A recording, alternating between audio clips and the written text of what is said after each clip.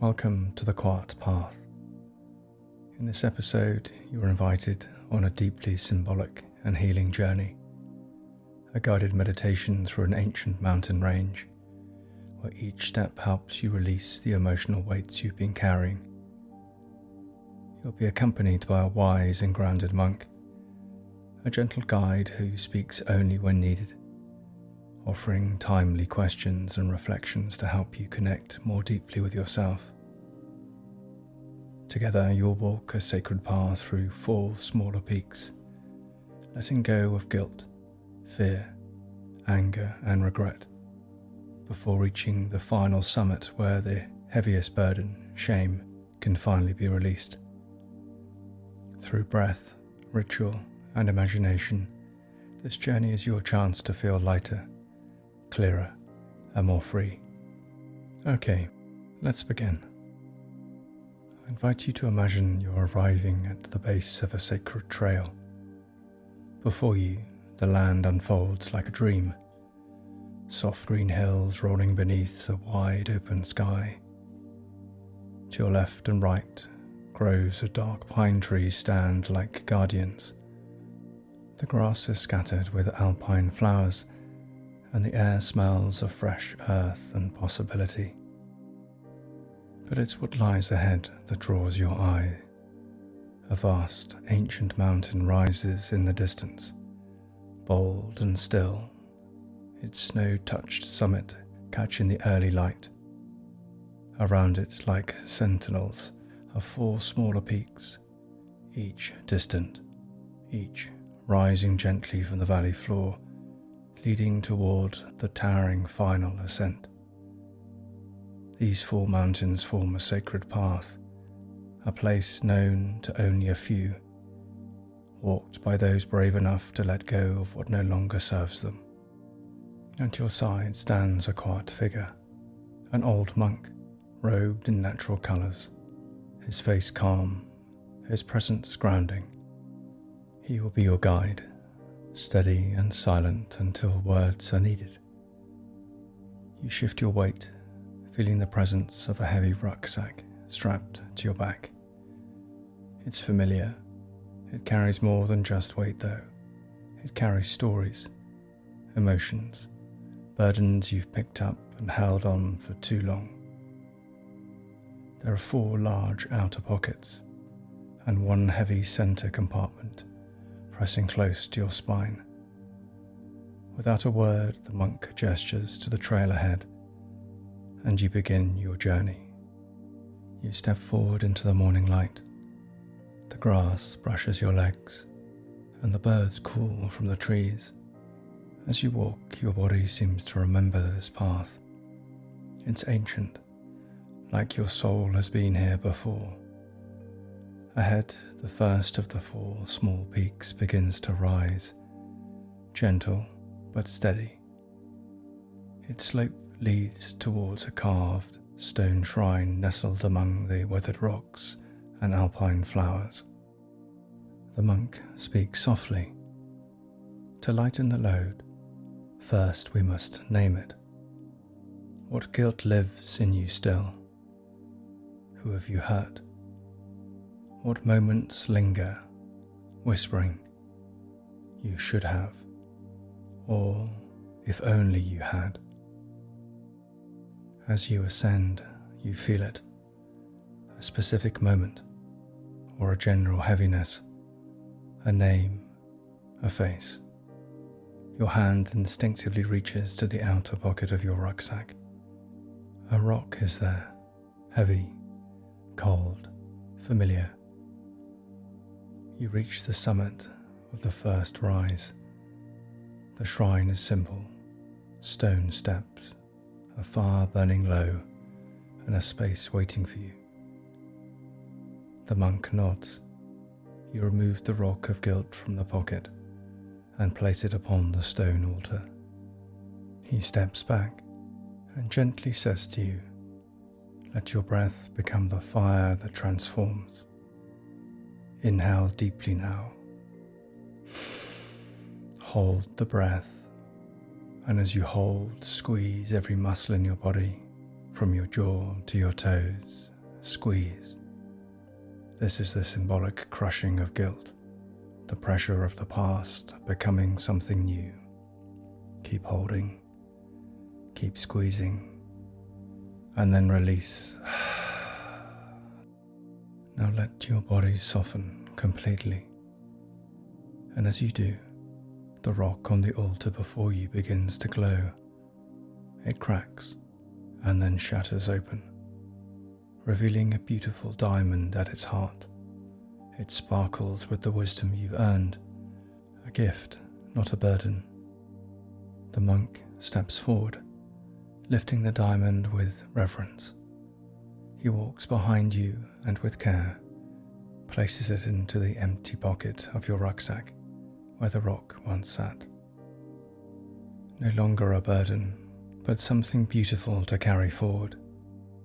You breathe, and for the first time in a long time you feel lighter. The monk gives you a knowing glance, then silently gestures to the trail ahead, rising gently now towards the next mountain. You follow the monk down the gentle slope and begin to ascend the second rise. This mountain feels colder to you. The trees are sparser here, and a faint wind whispers across the mountain path. The trail narrows as you climb. The air carries an edge, not dangerous, but familiar. The place where fear lives. The monk walks just ahead, then pauses, turning slightly toward you. Fear takes many forms. It hides in the future, and it lingers in the past. What are you afraid of? What stops you from stepping fully into life? What fear holds your joy hostage? You sense it now, the fear you carried. Perhaps it's fear of rejection or failure, or being alone, or not being enough. Your hand moves again. Another pocket of your rucksack, another rock. You feel it tremble. Even though it's still, you know it's time. At the peak of this rise stands the second shrine. Its altar is made of black stone, veined with silver, and its frame dances as if stirred by something unseen. You place the rock of fear onto the altar. The monk gently says, "Let fear burn in the fire of your breath. Inhale deeply now. Then hold and squeeze every muscle in your body. Let your body reflect the tightness of fear. Feel it. Hold it. Keep holding, keep squeezing. Then exhale and release. Before your eyes, the rock begins to crack and shimmer.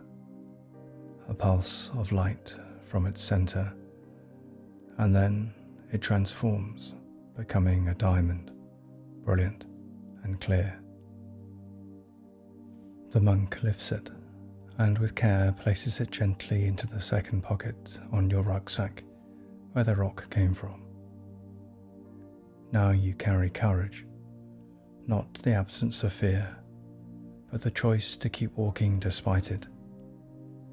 The winds shift, the light feels warmer now, and you feel stronger. The path curves gently to the left, following the line of a bubbling mountain stream. As you begin the third ascent, the landscape grows more rugged. Sharp stones underfoot, moss-covered boulders at your side. There's tension in the air, an energy pulsing, alive. The monk slows and speaks again.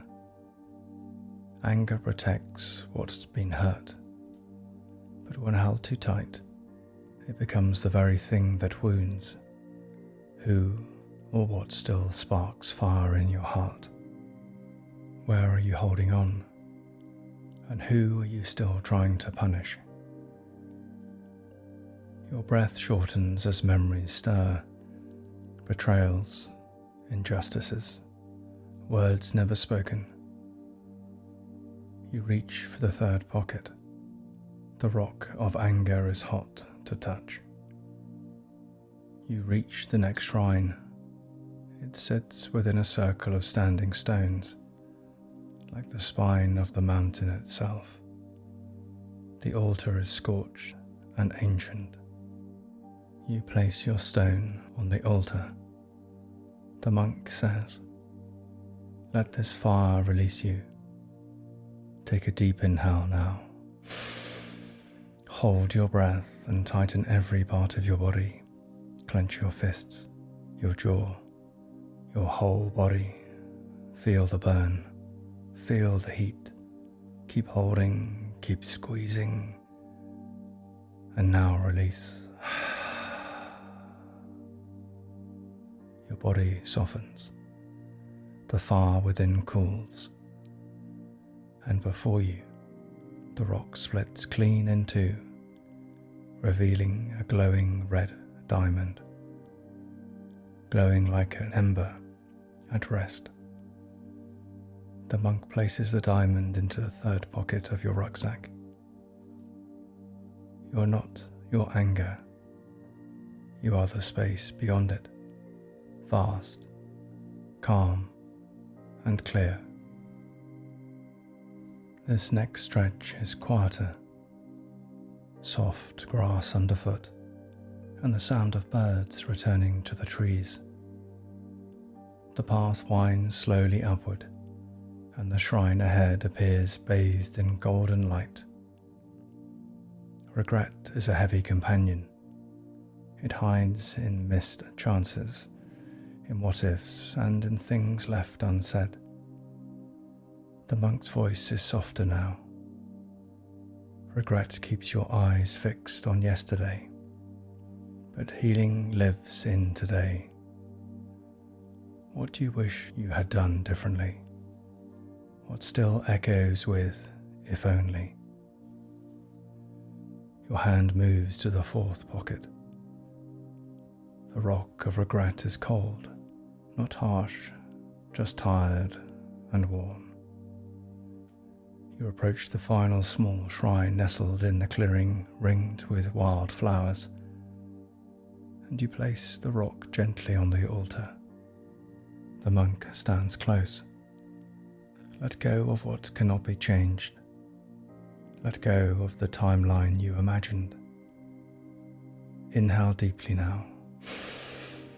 Now hold and gently tighten your body, not in anger, not in fear, but with the quiet ache of longing. Squeeze and hold. And now release. The rock opens slowly, like a shell revealing a soft blue diamond. The monk slides it into the fourth pocket of your rucksack. Let this be your reminder. Every regret holds wisdom, and wisdom sets you free. The air shifts as you approach the base of the final ascent. The four smaller mountains stand behind you now, their shrines glowing gently. Now only the great mountain remains. Its summit is high above, disappearing into the clouds. The climb is steeper now, but your back feels lighter. Your breath flows more easily. You're ready. The monk says nothing. He simply walks ahead, letting you feel your own strength. As you climb, your heart knows. This is where the deepest burden lies, the central weight. The rock buried closest to your spine, the one you rarely speak of. Shame, the monk finally says, is not yours to carry. It was placed there by voices not your own. It says, I'm broken, but it lies. You're not broken, you're whole. you reach the summit. It's quiet here, still. The final shrine is a simple circle of white stone. In the center, the largest altar of them all. You remove the last rock from the rucksack, the core stone of shame. It's heavy, dense, ancient.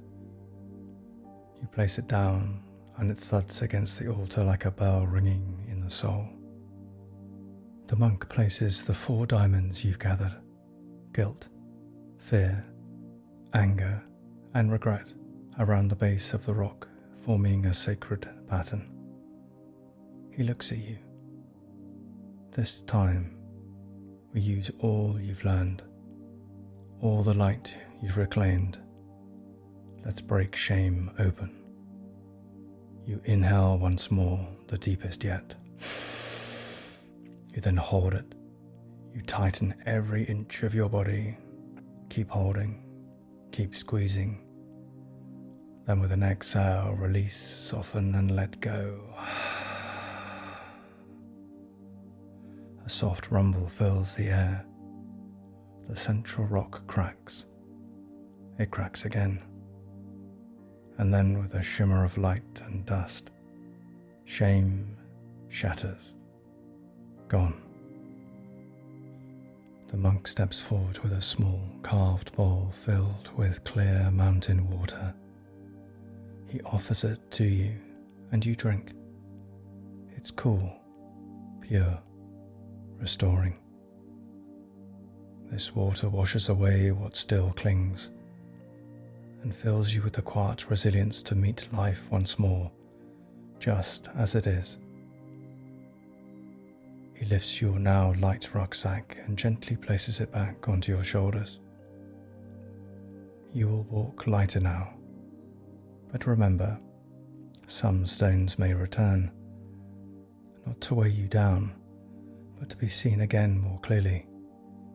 Healing peels in layers, and you are healing. It's time now to return. You begin the gentle descent from the great peak, retracing your steps past the 4 smaller mountains, each one now glowing with the memory of your transformation. As you pass the first peak, reconnect with your breath.